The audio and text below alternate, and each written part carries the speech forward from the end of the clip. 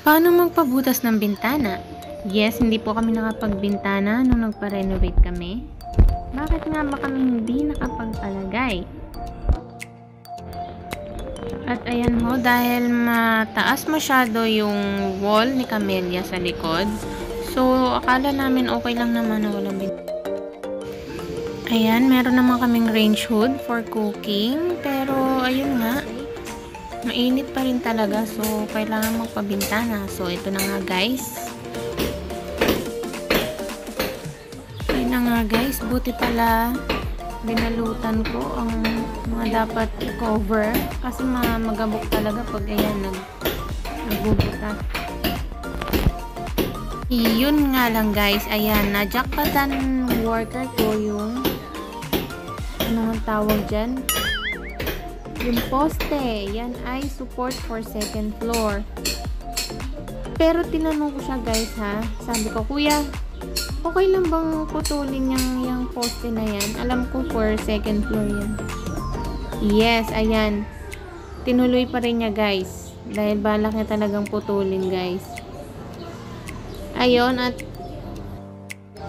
kung di ko pa isinend dun sa contractor namin na nabakbakan yung sa may poste, ay puputulin talaga ng workers. Grabe siya. Siyempre meron pa rin naman kaming plan na ipa-renovate yung second floor, so hindi pwedeng tanggalin yan. So ayun na nga guys, ang gagawin na lang ay i-close yan. I-close yung part na yan. Yan. So, ang magiging plan namin dyan, magiging 2 windows na siya both sides. So, hahatiin na lang. Hahatiin yan. Kailangan mapantay. Karton na yan. Yan.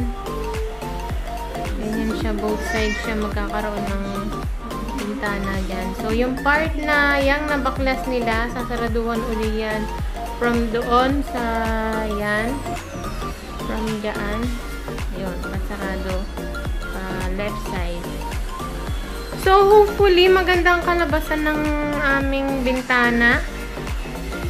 Maliwalas naman at pumasok ang hangin.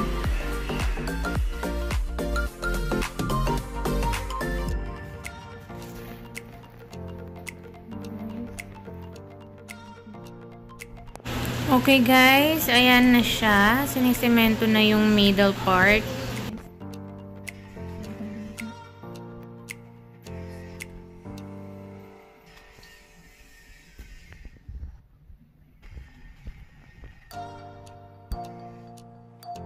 So, yun na nga guys. Kinoveran muna para matuyo. Then, yay!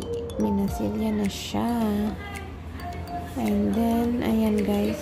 Pinapinturahan ko na rin ang buong kitchen. Hello to my owning window! Ayan guys. Frosted glass na rin siya. Ayan. Ready to kabit. Excited naman ang bintana ko. Alright.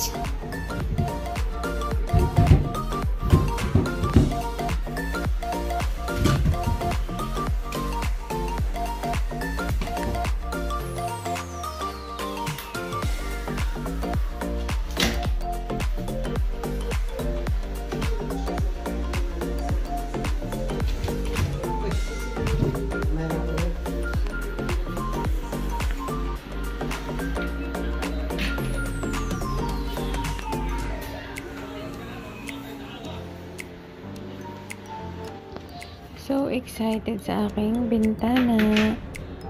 By the way guys, yung bintana namin na yan ay 3,000 pesos. Ang dalawang bintana. So ayun nga guys, loving my bintana.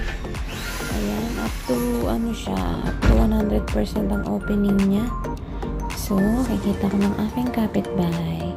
Ayan guys, ganyan kataas yung bakod namin. So, ayun, kaya hindi kami nakapagpabintana before. dahil dyan sa wall na yan. Ayan. Super liwanag na siya, guys. So, ito na. Day 4 ang pagkakabit ng grills. So, ayun nga si Kuya.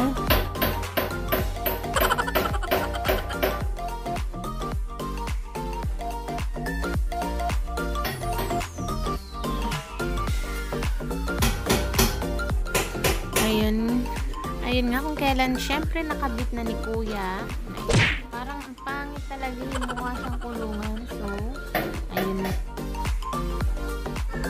Yes. Yan! Mas okay. Good job, Kuya. Ating bintana. Wow! Super liwanag. Ano siya, guys? Pinapinturahan ko din ang buong kitchen. Even ang color mo.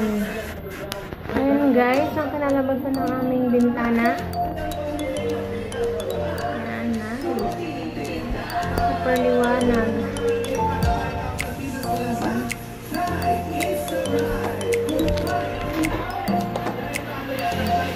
Ito nakapag-ais ng kitchen.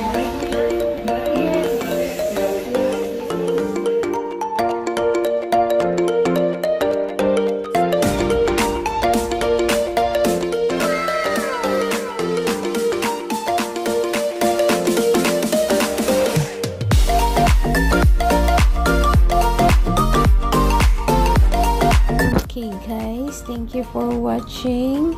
See you on my next vlog, and don't forget to subscribe and click the notification bells para updated kayo sa aking mga next video. Thank you.